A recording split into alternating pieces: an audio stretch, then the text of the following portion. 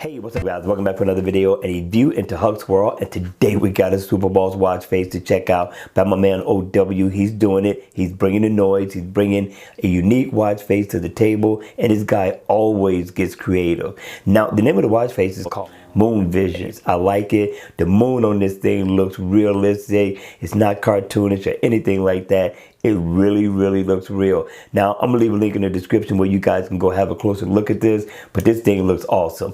Now, it is an analog watch face. I do like the hands on this watch face, along with the second hand that's going around the bezel of the watch with that red tip. Really looks nice. I like it. You're gonna get your month, your day of the week. You're also going to get your step goal completed down at the bottom along with the battery info, and you're going to get your date right there. Now what you can do is double tap and you can change the theme of the watch face in the middle of the watch.